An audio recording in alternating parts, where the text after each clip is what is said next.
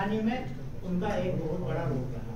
मतलब पहले हम बोलते थे ये नाबीना इंसान कुछ नहीं कर सकता है, लेकिन इस व्हाइट केन के हवाले से जब हिस्ट्री को देखा जाता है तो इस व्हाइट केन ने इतना हाईलाइट किया नाबीना लोगों को, इतना हाईलाइट किया कि आजकल नाबीना लोग टेक्नोलॉजी की मदद से अब नाबीना नहीं रहे। वो कंप्यूटर चला सकते हैं, वो हर कोई सोशल मीडिया हैंडल चला सकते हैं, ईमेल कर सकते हैं।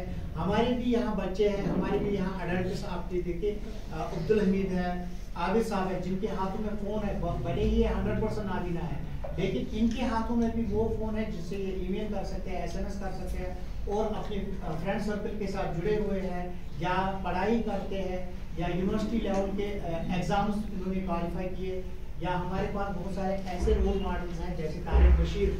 हमारी डिस्ट्रिक्ट अनंतनाग का पूरा 100% ब्लाइंड पर्सन है, लेकिन वो एज असिस्टेंट प्रोफेसर इस वक्त गवर्नमेंट डिग्री कॉलेज उत्तरसू में काम कर रहा है।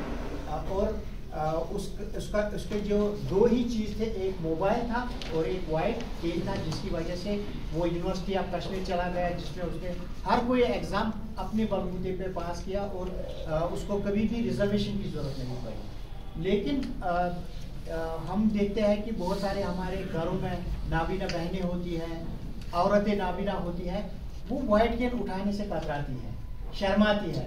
लेकिन आज के दिन के हवाले से हम बोलते हैं कि ये डे ऑफ इंडिपेंडेंस है, कि इससे खुदमुख्तारी आ गई, इससे हमारे नाबीना भाई बहनों को एक मौका मिला कि वो खुद मुख्तारी से अपनी ज़िंदगी जिए, अपने जहाँ पे भी जाए।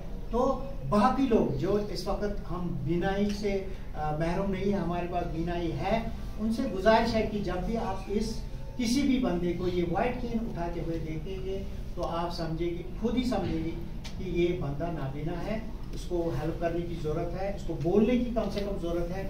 अब तो ज़रूरत नहीं है कि किसी को हम हेल्प करें हमेशा, लेकिन कम से कम ये बोले कि आपको क्या हमारी हेल्प की ज़रूरत मत है। तो ये एक पैगाम था आज के हवाले से जो हमने लिखा है कि वर्ल्ड व्हाइट केन सेफ्टी डे, जो आज है 15 अक्टूबर को पूरे अक़वाम आलम में आज ये मनाया जा रहा है। तो अगर हमारे स्कूल में जो हमारे प्रिंसिपल साहिबान यहाँ पे है, नाबीना स्टूडेंट होंगे, अगर उनको व्हाइट केन की ज़रूरत होगी तो हम यहाँ पे फ्री ऑफ कॉस्ट उनको व्हाइट केन दे सकते हैं। आप हमारे पास उनको भेज सकते हैं। और बाकी जो रेवेन्यू डिपार्टमेंट से गुजारिश है कि जब हम इनकम सर्टिफिकेट लेने के लिए आते हैं, हमारी मतलब बहुत सारे आप नई पॉलिसी बन गई है सोशल वेलफेयर की, जो पेंशन लेने वाला होगा अगर उसके घर में APL सर्टिफिकेट होगी तो वो पेंशन नहीं ले सकता है, इनकम की ज़रूरत है। लेकिन डिसेबल पर्सन अगर हम देखेंगे SC, ST, OBC, ALC, हम देख रहे हैं कि ST बंदे जो गुजर बकरवाल तबके से थे, वो श्रीनगर बसने चले गए, उन्होंने अपने बच्चों को कोचिंग कराई, वो डॉक्टर इंजीनियर बन गए। लेकिन अगर डिसेबल पर्सन या नाबीना पर्सन प्राइम मिनिस्टर का भी बेटा होगा, तब भी उसको वही चैलेंज है जो दूर दराज गाँव में एक बंदा है जिसकी नाबीनाई है, जिसकी डिसेबिलिटी है, वही चैलेंज है। इसलिए कम से कम ये बंदा हमेशा गरीब है, उसको बेहतर है कि हम उसको बाकी फैमिली इनकम से ना काउंट करें। इसके लिए हम अलग से इनकम सर्टिफिकेट दें, ताकि कम से कम एक वक्त वो आ जाए जहाँ तक ये पढ़ाई हासिल करेगा, नौकरी हासिल करेगा, अपना रोजगार कमाने लगेगा, फिर उसको ज़रूरत नहीं है, लेकिन तब तक उसको हैंड होल्डिंग की सख्त ज़रूरत है। और यही बात हम एजुकेशन डिपार्टमेंट में जो आप प्रिंसिपल साहिबान हैं, बहुत सारी जगहों पे हेल्पर की ज़रूरत होती है, नाबीना बच्चे आते हैं, हेल्पर की ज़रूरत होती है। और बहुत सारा प्रोसीजर को बोला जाता है कि आप ये प्रोसीजर है, वो प्रोसीजर है, वहाँ से डाइट से लिख के आना। आप खुद ही समझिए कि आजकल के इस दौर आशों में और जितने ट्रैफिक देखते हैं, कहीं पे हमारे पटरियाँ ठीक नहीं है और ये रिस्क से इधर उधर जाते हैं, तो इनके लिए वो प्रोसीजर काम करें।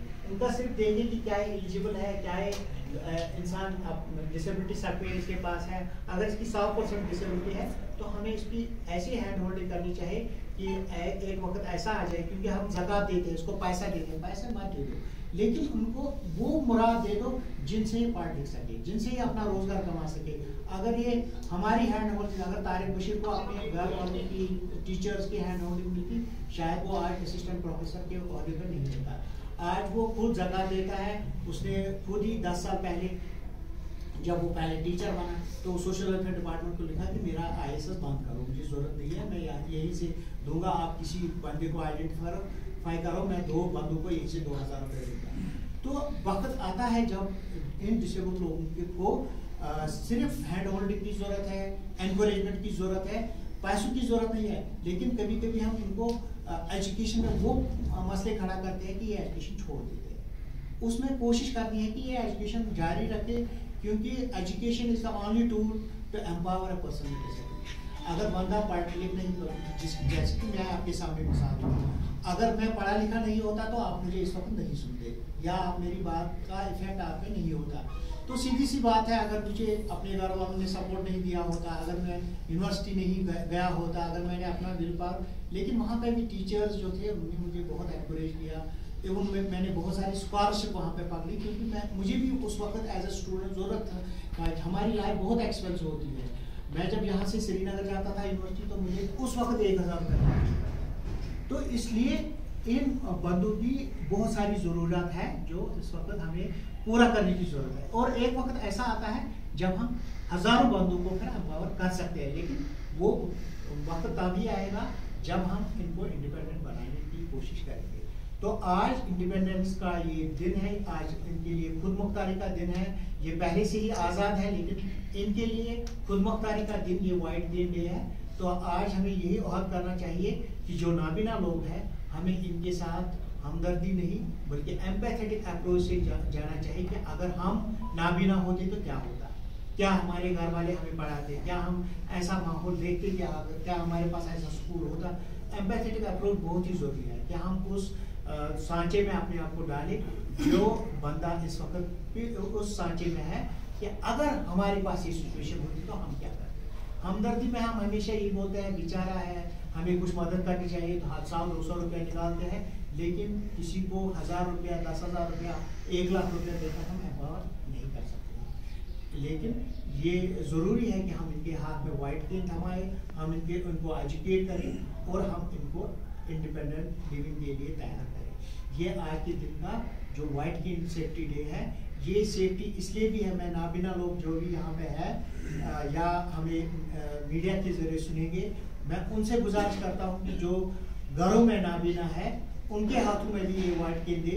हम ज़ेबा आपा इंस्टीट्यूट से इस वक्त बिजबिहारा से है, अगर आपके घरों में है कोई नाबीना, आप यहाँ भेजिए, हम उनको ये वाइट केन दे देंगे, उनको ट्रेनिंग भी दे देंगे कि इस वाइट केन को कैसे इस्तेमाल करते हैं, क्योंकि इस डे के साथ सेफ्टी भी जुड़ा हुआ है कि ये लोग सेफ्टी से अपनी ज़िंदगी गुजर बसर कर सकते। और सेफ्टी इसमें ये है कि जब कोई भी गाड़ी वाला देखता है, आप भी माशाल्लाह साहब इस वक्त गाड़ी वाले हैं, जब भी आप दूर से किसी बंदे को ये केन हाथ में थमाए हुए देखते हैं तो आप करीबन अपनी सेफ्टी के अलावा उसकी सेफ्टी का भी खास ख्याल रखें।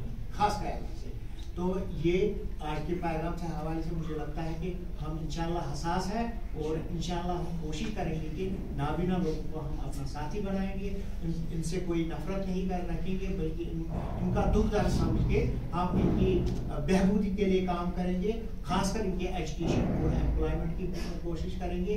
क्योंकि यहाँ पे अब्दुल हमीद जो है, मैंने इसकी बात कही, एक वक्त आता है जब हम 40 साल के हो जाते हैं, हमारे माँ बाप की उम्र 70 साल हो जाती है, 80 साल हो जाती है और पेरेंटल सपोर्ट लॉस हो जाता है। फिर हम जो नाबीना लोग देखते हैं, इनके साथ रिश्ता बनाने के लिए कोई तैयार नहीं होता है, क्योंकि इनके पास रोजगार नहीं होता है। अगर हम इनको रोजगार देंगे, अगर हम इनको कोशिश करेंगे कि इनके पास रोजगार होगा, तो कोई ना कोई इनका हाथ थाम लेगा, कोई ना कोई इनके साथ रिश्ता जोड़ने पे तैयार होगा। तो इसलिए ये भी इम्पॉर्टेंट चीज़ है कि अगर हम किसी को एजुकेट करेंगे, लेकिन इनके 20 साल की उम्र के बाद हम कोशिश करेंगे इनको छोटी मोटी कोई भी काम ऐसा ले जिनसे ये अपनी इक्तिसादी हालत को सुधार सके और अपने आप को इसलिए तैयार करें कि ये अपने अहल वयाल को भी पाल सके और अपना अहल वयाल इज़्ज़त की ज़िंदगी के साथ जी सके अपने अहल वयाल के साथ। तो ये था आज के हवाले से। लेकिन जो दूसरा थीम आज इम्पॉर्टेंट है, जो नाजिया जी आज आई है हमारी जी इज़्ज़त अफसर साहिबा, जिन्होंने इस ऑर्गेनाइजेशन को बचपन से अपना साथ और अपना ये मोहब्बत दिया है, इनका मैं तहे दिल से इस वक्त यहाँ पे शुक्रिया भी अदा करूँगा और इनका इस्तेमाल भी करता हूँ। और ये कहता हूँ कि आज खुशकिस्मती है कि ये एज ए ऑप्शन आज यहाँ पे हमारे इंस्टीट्यूशन में आ गई। इन्होंने बहुत कंट्रीब्यूशन किया है। ये गाँव एज ए सोशल वर्कर क्योंकि इन्होंने भी MSW किया हुआ है। जब ये पहले यूनिवर्सिटी से फारिग होके आई, मेरी जूनियर थी ये वहाँ पे, और ये पहले आई और इसने इस ऑर्गेनाइजेशन के साथ एज ए वॉलंटियर काम किया। बहुत सारे गाँव में ये पैदल चली, और आदिल साहब को याद होगा कि इनकी चप्पलें कहाँ कहाँ पे कट गई, लेकिन इन्होंने उस वक्त पर भी डिसेबिलिटी का जो हमारे पास किराए का प्रोजेक्ट था कि आप आइडेंटिफाई करें। वाघाना में ये एक बार वो धनगाड़ है वहाँ से गिर भी गई हमें याद है, लेकिन इन्होंने भी हिम्मत नहीं हारी और हमें भी पता चला कि कहाँ पे कितने सारे नाबीना या कितने सारे डिसेबल पर्सन हैं जिनको हमने आइडेंटिफाई किया। और माशाल्लाह आज वो कॉलेज लेवल पर पहुँच गए। आज वो 10+2 हायर सेकेंडरी लेवल पे पढ़ रहे हैं। हमें भी खुशी हो रही है कि नाचा जी का इसमें कंट्रीब्यूशन है। गुलाम सुख साहब तो किसी तारीफ के मोहताज नहीं, हमारे पूरे इलाके में इन्होंने एक छाप छोड़ी है। वैसे कि एक रेवेन्यू ऑफिसर इन्होंने हर किसी की मदद की, और हाल ही में उन्होंने हमारे लिए स्टेडियम के लिए 9 कनाल ज़मीन दिलवाई, जिसमें इनका कलीदी रोल रहा। और ये बिल्कुल मतलब इन्होंने अपनी अफसरी को बालाताक रख के हमारे साथ 10 बार वहाँ पे आए, ज़मीन की निशानदी कराई, पेड़ कटवाए और उसको हमारे साथ डिमार्केट करके हमें हैंड ओवर किया। अल्लाह ताला इनको और ज़्यादा इज्जत दे। हम चाहते हैं कि इनका साथ हमारे साथ बना रहे। आपका भी सर इस्तेमाल है कि आप यहाँ पे फिर से हमारे पास इस प्रोग्राम में आए। और जो हमारे बाकी इलेक्शन तो जो भी हमारे अफसर साहिबान यहाँ पे आए हुए हैं, इनका भी हम तहे से इस्तेमाल करते हैं। RFB के साथ हमारा बहुत ही ज़्यादा वास्ता है, क्योंकि हम बोलते हैं कि जो हमने ये बिल्डिंग बनाई जिसमें हमने हर गांव, हर इस्लामाबाद के मार्केट से, बिजवाड़ा के मार्केट से, कुलगाम के मार्केट से, शुपियान के मार्केट से, वो साउथ कश्मीर का कोई मार्केट नहीं है जहाँ से हमने 10-10 रुपये जमा करके इस बिल्डिंग को बनाया। तो RFB के लोग खुद समझ सकते हैं कि रैंप कितना इम्पोर्टेंट है, एक्सेसिबिलिटी कितनी इम्पोर्टेंट है। जहाँ पे भी ये बिल्डिंग बनाई, कम से कम रैंप का खास ख्याल रखें। जो इस वक्त वीडियो ऑफिस है, तहसील ऑफिस है, मिनी सेक्टर है, वहाँ पे रैंप नहीं है। हमें बहुत मुश्किलात हो रही है वहाँ पे, क्योंकि पहले ही जब हम किसी बिल्डिंग में जाते हैं तो हमें इसलिए बेचारा कहा जाता है कि हमें 10 लोग उठाने पर मजबूर हो जाते हैं। कभी कभी हमारे पास मतलब बहुत सारे टाइम्स हमारे साथ जो नायब तहसीलदार साहब बैठे हैं, इनको भी हमें मदद करनी पड़ी तहसील ऑफिस में जाने के लिए, क्योंकि वहाँ पे रैंप नहीं था। तो आपसे गुजारिश है कि जहाँ पे भी आप बिल्डिंग्स बनाएं तो रैंप का खास ख्याल रखें।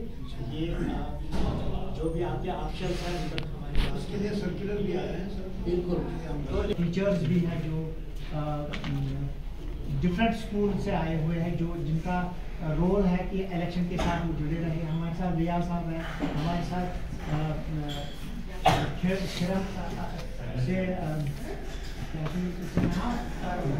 मुख्तार हाजी साहब हैं, जिनके साथ हम मतलब पहले से ही जुड़े हैं, लेकिन हमारे लिए ये एक रोल मॉडल भी है, क्योंकि इनकी वजह से लोगों को एक पता चलता है कि डिसेबल लोग सिर्फ भीख मांगने वाले नहीं है या ये हैंडीकैप नहीं है, ये पार्ट लिख के कुछ कंट्रीब्यूट भी कर रहे हैं। तो आज का जो दिन है वो इसलिए भी अहम है कि आज समझा जाता है कि शायद जिस्मानी तो माजूर अफराद का कोई रोल नहीं है। लेकिन बदकिस्मती की बात है ये है कि जब हम अपने सेंसस यहाँ का देखते हैं, जम्मू कश्मीर का सेंसस जब हम देखते हैं तो सेंसस से आज से 10 साल पहले, 11 साल पहले ये कहा है कि यहाँ पे करीबन 4 लाख बंदे हैं जो जिस्मानी तौर पर लोग हैं, क्योंकि यहाँ शहर आशोब रहा, दौरे आशोब रहा, और जो बॉर्डर एरियाज पे जहाँ पे क्रॉस बॉर्डर शेलिंग हुई, जहाँ पे माइन ब्लास्ट हो गए और बहुत सारे लोग ये जिनके हाथ पाँव कट गए, और इसलिए दूसरे नंबर पे अनफर्टिलिटी से हुई है। उसके बाद ज़्यादा मेंटल डिसेबिलिटीज के लोग भी देखे जाते हैं, जिसमें cerebral palsy, autism, down syndrome, जो डिफरेंट वजूहात की वजह से हुए, क्योंकि यहाँ पे परेशानियाँ ज़्यादा हुई और कभी कभी इतनी परेशानियाँ बढ़ गई कि बहुत सारे बच्चे हमारे मेंटल डिसेबल बच्चे जन्म हुए। इसके साथ साथ हमने देखा कि सेंसस के बाद जो गैर सरकारी ज़राया है, उनका कहना है कि यहाँ पे करीबन जम्मू कश्मीर में इस वक्त 12 लाख के करीब लोग हैं जो जिस्मानी तौर पर मासूम हैं, जिनकी सर्टिफिकेशन भी हुई है, करीबन 7 लाख की लोगों की सर्टिफिकेशन हुई है। और हाल ही में 1 साल पहले एक आदादशुमार में कहा गया कि जब यहाँ पे एक दौर आया कि पैलेट्स चले, तो उसमें करीबन 74% लोग ऐसे जुड़ गए डिसेबिलिटी के साथ जिनकी बाज़ाब्ता सर्टिफिकेशन भी हुई, और सेंसस को जो 4 लाख उन्होंने बताया था उसके हिसाब से लगभग 50,000 लोग और जुड़ गए जिनकी माइनर से लेके मेजर डिसेबिलिटी है, 100% से लेके 40% तक डिसेबिलिटी है। तो इसलिए एक बहुत बड़ा चंक है हमारा पॉपुलेशन का जो वोटर्स है, लेकिन हम उनको वोटर्स नहीं समझते हैं। ये वजह इसकी यही है कि खुद भी जिस्मानी तौर माजूर अफराद बाहर नहीं आते। एक लेबलिंग जुड़ी हुई है कि ये क्या कर सकते हैं, इनके लिए स्कूलिंग की फैसिलिटीज में बहुत सारी मुश्किल आते हैं। कभी हम देखते हैं कि स्कूल बिल्डिंग एक्सेसिबल नहीं है, जहाँ पर वोटिंग का ये बूथ होता है वो आपको स्कूल में होता है, तो वहाँ पर रैंप नहीं होता है। वहाँ पे अगर व्हील चेयर यूजर जाएगा तो उसको घूमने में बहुत सारी दिक्कत हो जाएगी। लेकिन पिछले 2-4 सालों से इलेक्शन कमीशन ऑफ इंडिया ने बहुत एक कलीदी रोल अदा किया और उन्होंने नेशनल आइकॉन्स प्रपोज किए कि जो जिस्मानी तौर माजूर अफराद जिन्होंने खास कुछ कंट्रीब्यूशन दिए हैं उनको हम आइकॉन्स बनाएंगे, इलेक्शन आइकॉन।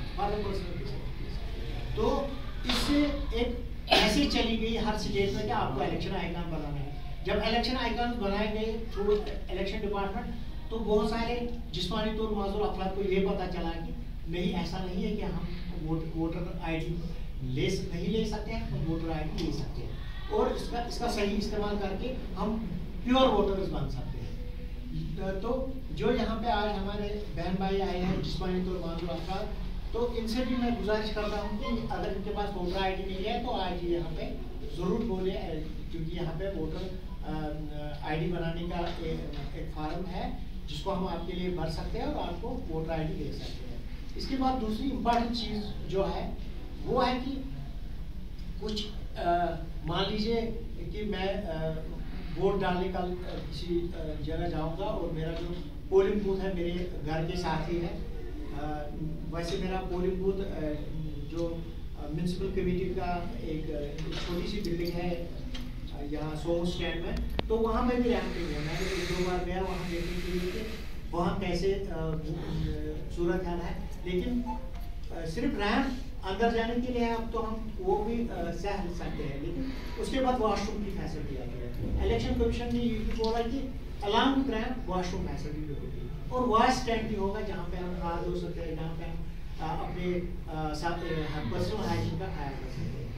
लेकिन नजर साहिबा, आपसे गुजारिश है कि जब आप इलेक्शन की ट्रेनिंग्स करते हैं, जो आपके मतलब मास्टर ट्रेनर्स हैं, ट्रेनर ऑफ द ट्रेनर्स, तो उनको भी कभी ये पता नहीं होता है और वो इस कंपोनेंट को थोड़ा सा इजी लेते हैं, या कभी कभी वो समझते हैं कि आप जिस्मानी तौर माजूर अफराद कितने ही हैं।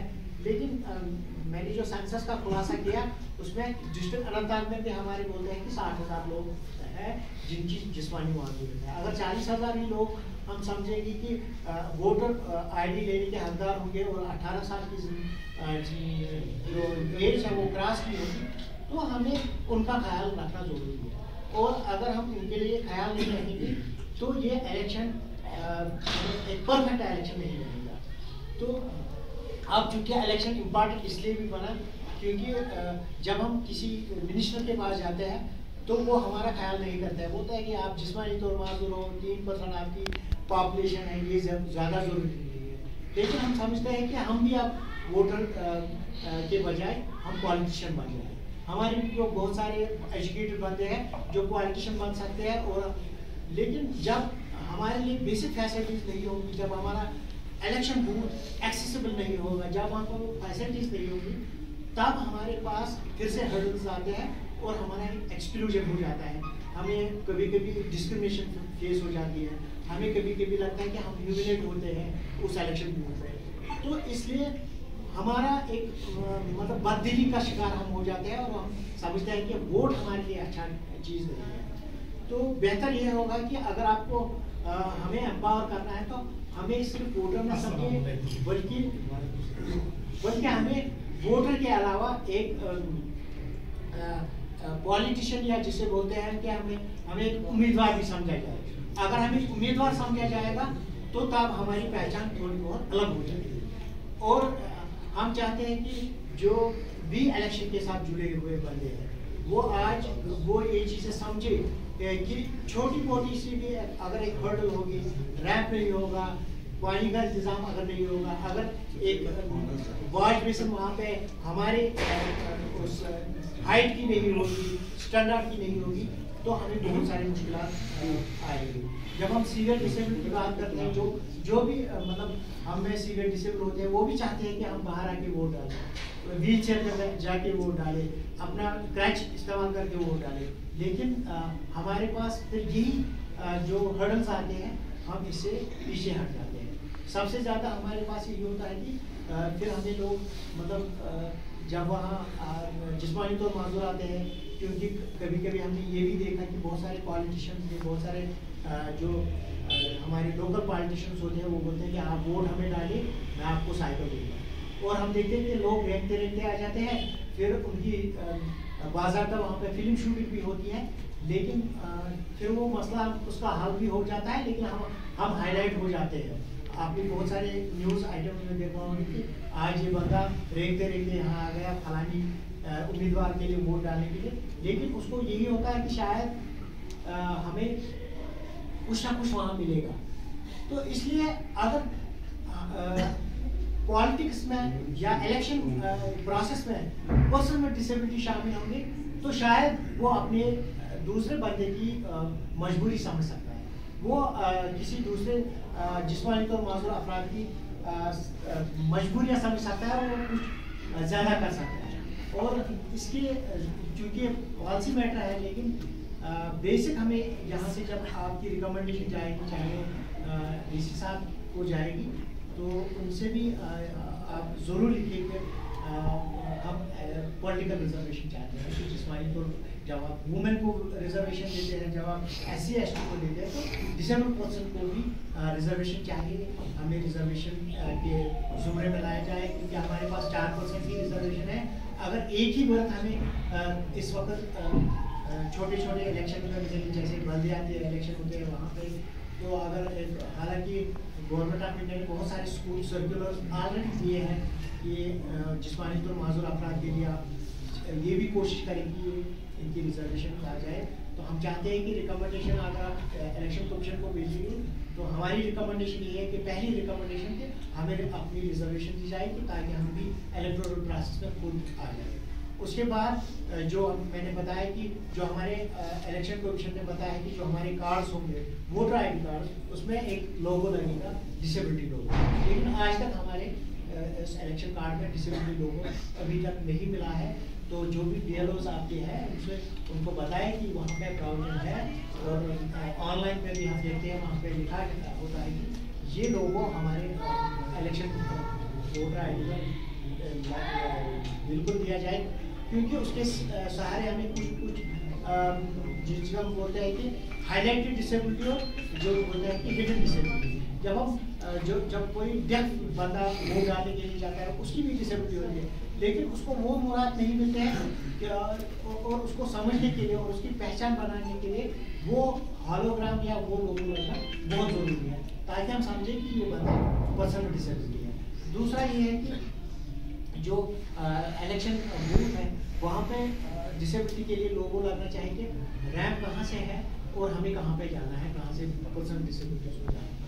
इलेक्शन कमीशन ने ये भी एक प्रोविजन रखा है कि वहाँ पे हेल्पर्स रहेंगे, जो सीवियर डिसेबल हैं उनके लिए हेल्पर्स रहेंगे, वो उनको वहाँ EVM तक ले जाएगी और वहाँ पे उसकी प्राइवेसी ब्रेक नहीं हो जाएगी, वो अपने हिसाब से वोट डालेगा। और वहाँ पे पूरा एक जिसको एक्सेसिबिलिटी के लिहाज से हम बोलते हैं कि एक कितना एरिया होना चाहिए जहाँ पे आप ईवीएम लगाएंगे, वो भी आप देखिए कि करीबन 3 मीटर के करीब उन्होंने रखा है, ताकि व्हीलचेयर यूजर भी उस टेबल तक पहुँच जाए जहाँ तक वो ईवीएम है, और वो विदाउट किसी को पता चले कि इसने वोट किसको डाला। वरना हम देखते हैं कि पिछले सालों से जो इलेक्शन हुए वहाँ पे हमें दूसरों को बोलना पड़ता है कि आप नंबर 3 दबाए, नंबर 2 दबाए, और हमारी प्राइवेसी नहीं रह जाती। इसके अलावा मतलब वहाँ पे ये जरूर होना चाहिए कि ये जो ईवीएम जहाँ पे है वहाँ पे पूरा क्लियर स्पेस हो। आप क्या करते हैं कि उन स्कूल में कभी इलेक्शन बूथ रखते हैं जहाँ पे बिल्कुल छोटी स्पेस होती है, जहाँ तक हम पहुँच ही नहीं पाते हैं। फिर हमारा इलेक्शन करना या ना करना ना के बराबर होता है, और वो सबको पता होता है कि इस माजूर अफराद ने किस बंदे को वोट डाला। इसके अलावा जो इलेक्शन कमीशन ने दूसरी एक फैसिलिटी रखी है जो हेल्पर्स के अलावा, उन्हें बताया कि जो भी इलेक्शन प्रोसेस में मैन पावर इस्तेमाल होता है, जो ह्यूमन रिसोर्स वहाँ पे, चाहे वो पोलिंग अफसर है, प्रिजाइडिंग अफसर है, बाकी जो इलेक्शन एजेंट्स होते हैं, उनको सेंसिटाइज किया जाए इलेक्शन से पहले 2 महीने कि इस वक्त इंक्लूसिव इलेक्शन है, तो जो भी बंदे इलेक्शन के लिए वहाँ जाएंगे, अगर आपको लगता है कि हम रजिस्टर पर दस्तखत करने के लिए वो बंदा नहीं पहुँच पाएगा, तो आप पहले से ही देखिए कि व्हीलचेयर किस हाइट की है और टेबल किस हाइट का होना चाहिए, जहाँ पे वो आराम से अपने दस्तखत कर। कभी कभी ये होता है कि हमारे लिए कोई और दस्तखत कर देता है, और हम तो हमारे जो छोटी छोटी चीज़ें हैं, वोट भी कोई और करेगा, दस्तखत भी कोई और करेगा, तो ये फेक सब कुछ होगा। इसलिए इसको एक रिस्पॉन्सिबल सिटीजन की तरह ट्रीट करने के लिए पोलिंग अफसर, प्रिजाइडिंग अफसर को भी सेंसिटाइज करना बहुत जरूरी है। और क्या होता है कि मैक्सिमम टाइम्स हम देखते हैं कि जब आप अवेयरनेस करते हैं, जब आप अवेयरनेस के लिए आते हैं, तो आप पर्सन विद डिसेबिलिटीज को हिलाते हैं, और इलेक्शन के कुछ एहलकार होते हैं वो स्टार्ट करते हैं कि इलेक्शन क्या है। इसमें इस वक्त करीबन सबको पता है कि इलेक्शन प्रोसेस क्या है, इलेक्शन मैनिफेस्टो क्या होता है, इलेक्शन सिंबल क्या होता है, ईवीएम क्या है। इसलिए आज से आप ये तय कर लें कि जब भी अवेयरनेस हो तो स्टेक होल्डर्स इस साइड होंगे और पर्सन विद डिसेबिलिटी इस साइड होंगे, ताकि जब वो बात करेंगे तो स्टेक होल्डर्स को पता चल जाएगा कि आखिर बोटलनेक्स कहाँ पे है और उनका सुधार कैसे हो जाएगा। क्योंकि अवेयरनेस स्टेक होल्डर्स को जरूरत है। कभी कभी आपको ये पता नहीं होता कि व्हीलचेयर यूजर के लिए कितनी परेशानी है, नाबीना बंदे के लिए कितनी परेशानी है। जब एक नाबीना बंदा खुद अपनी बात बोलेगा कि जब मैं वोट डालने के लिए जाता हूँ तो वहाँ पे मेरी क्या क्या दिक्कत आ जाती है, तब स्टेक होल्डर उस ज़मीन में कोई मतलब स्टेप उठाने के लिए मजबूर हो जाएगा या वो करेगा। क्योंकि इलेक्शन कमीशन ने पहले से ही आइकन्स के अलावा डिस्ट्रिक्ट आइकन्स भी इंट्रोड्यूस किए हैं, या आपको बताया गया कि डिस्ट्रिक्ट आइकन, लेकिन हमें डिसेबिलिटी सेक्टर को आज तक कोई पता नहीं है कि हमारा डिस्ट्रिक्ट आइकन है। तो हमें इसके लिए बहुत सारे बंदे हैं जो डिस्ट्रिक्ट आइकन बन सकते हैं। बेहतर वही होता है कि जो एक मतलब हाईलाइटेड बंदा होता है जो रिप्रेजेंट करता है डिसेबिलिटी सेक्टर को। यहाँ पे हमारे बहुत सारे बंदे हैं। नज़ीर अहमद हमारे एक एक्टिव वर्कर है जो इलेक्शंस और पॉलिटिकल पॉलिटिशियंस के साथ करीबी रिश्ता रखे हुए हैं। ये हर और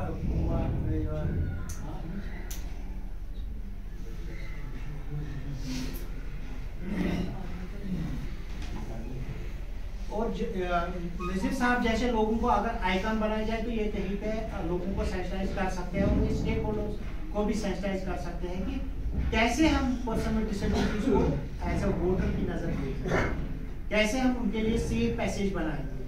क्योंकि कभी कभी गाँव में क्या होता है कि स्कूल का आंगन इतना लंबा होता है कि सेफ पैसेज ही नहीं होता है। फिर उनके लिए मतलब दरवाजे से ही जो मेन एंट्री होती है वहाँ से ही एक्सेसिबिलिटी नहीं होती है, और वो बंदा परेशान हो जाता है कि आखिर में जाऊँ तो जाऊँगा। और उसके साथ ट्राईसाइकिल होता है, या उसके साथ व्हीलचेयर होती है, या वो क्रचेस पे होता है, या वो किसी स्टैंड पर चलता है, रोलेटर पे चलता है। तो इन चीज़ों का हमें खास ख्याल रखना है कि जब हम पॉलिटिकल प्रोसेस की बात करें तो हमें खासकर सेफ पैसेज, अवेयरनेस, जो स्टेक होल्डर्स हैं, हेल्पर्स जो वहाँ पे हैं, और पूरा एक्सेसिबल माहौल, ये बनना चाहिए। अब दूसरी बात इम्पॉर्टेंट है, जो आप इलेक्शन करते हैं या जो इलेक्शन प्रोसेस में भागीदार होते हैं, वो है पार्टीज। अभी यहाँ पे बहुत सारी पार्टीज हैं जो हम लोग भी जानते हैं कि BJP, Congress, National Congress, PDP, आज़ाद उम्मीदवार, सीपीआई, बहुत सारी पार्टीज हैं। लेकिन हम आप देखिए कि इलेक्शन मैनिफेस्टो किसी का एक्सेसिबल नहीं है। अगर नाबीना बंदा ये चाहेगा कि मुझे भी पता चलना चाहिए कि आया 6 पार्टी ने क्या लिखा है, क्या उन्होंने डिसेबिलिटी के रिलेटेड लिखा है कि अगर हमने इलेक्शन जीता तो हम पर्सन विद डिसेबिलिटीज के लिए ये चीज करेंगे। हमें ये पता ही नहीं होता है। यहाँ पे फिर से मैं अब्दुल हमीद या आबिद साहब की मिसाल दूंगा, ये पढ़े लिखे बंदे हैं। अगर इनको इलेक्शन मैनिफेस्टो की सीडी मिल जाती है बीजेपी की, हमें पता चलता कि बीजेपी क्या हमारे लिए बोल रहा है। तो इलेक्शन डिपार्टमेंट को ये इंश्योर करना चाहिए कि आप लिखो, हर पार्टी को आपका इलेक्शन मैनिफेस्टो की कॉपी हमें 10 कापियां 20 कापियां एक्सेसिबल फॉर्मेट में मिलनी चाहिए, सीडी में मिलनी चाहिए, ताकि जिस्मानी तौर माजूर अफराद को पता चले, या ब्रेल में मिलनी चाहिए, ताकि उनको पता चले कि मैनिफेस्टो में क्या लिखा है, हमें किसको वोट डालना चाहिए। क्या हमें बीजेपी को वोट डालना चाहिए, क्या हमें कांग्रेस को वोट डालना चाहिए, क्या हमें पीडीपी को वोट डालना चाहिए, उन्होंने हमारे बारे में क्या लिखा है। जिसने अच्छा लिखा होगा तो हम, वरना हमें क्या होता है, हम एक्सप्लॉइट हो जाते हैं। हमें कोई आता है व्हील चेयर और कभी कभी ऐसा भी होता है, फिर ये चीजें मतलब ये मामूली चीजें हैं जिनको व्हील चेयर अगर आपके घरों में होगी तो आप इसको मतलब एक बदगुमानी समझेंगे कि ये गंदी चीज हमारे घर में है। मगर व्हील चेयर उसको पता है जिसकी टांगे काम नहीं करती उसके लिए। तो इस व्हील चेयर के लिए उनको पॉलिटिशियन के पीछे, अगर एक बार वो समझेगा कि मेरा वोटर इस वक्त सेंसिटिव है, वो मुझे वोट नहीं देगा, वो इलेक्शन मैनिफेस्टो के हिसाब से वोट देगा, तो इसलिए इलेक्शन डिपार्टमेंट को सैनिटाइज करना चाहिए हर पार्टी को कि आपकी ये कमी है, आपका इलेक्शन मैनिफेस्टो एक्सेसिबल बनाना। दूसरी बात ये है कि अगर वो पोस्टर्स बनाते हैं या बाकी इलेक्शन मटेरियल बनाते हैं, उनको ये चाहिए कि वो एक्सेसिबल फॉर्मेट में ब्लाइंड पर्सन के लिए कॉपी बनाए, ताकि उनको भी पता चले कि वोटर कौन है या हमारा उम्मीदवार कौन है, इलेक्शन का जो निशान है वो किस टाइप का है। क्योंकि ब्लाइंड पर्सन के लिए कोई भी हजारों एनसाइक्लोपीडिया बेकार है जब तक इनको एक्सेसिबल फॉर्मेट में नहीं होगा, जब तक ये सीडी में या सॉफ्ट बुक में अपने मोबाइल में इसको नहीं चलाएंगे, इनके लिए ये परेशानी का बायस है।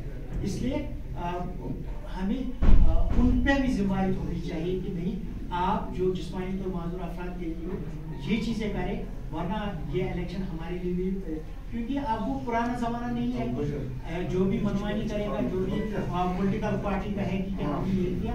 इलेक्शन कमीशन एक आजादाना एक इंस्टीट्यूशन है और उसका तकद्दुस आपके हाथ में, और आप इस तकद्दुस को बहाल कर सकते हैं जब आप हर वोटर के तक पहुंचेंगे, जब आप हर वोटर को इंश्योर करेंगे कि हम आपके लिए जरूर इलेक्शन को एक्सेसिबल भी बनाएंगे, एफोर्डेबल भी बनाएंगे, और आप इंशाल्लाह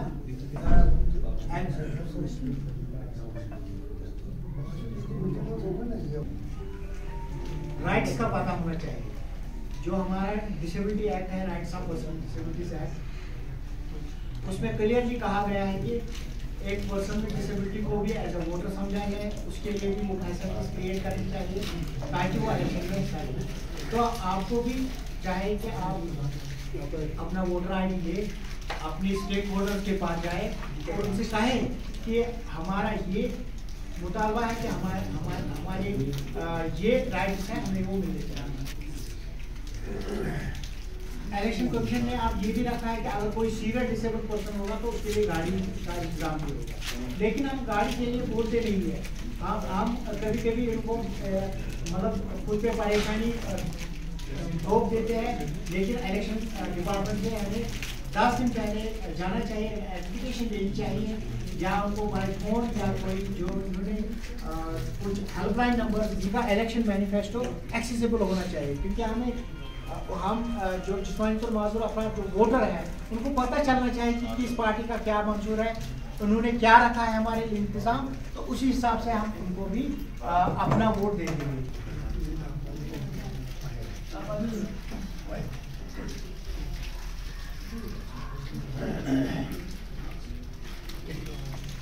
अस्सलाम वालेकुम।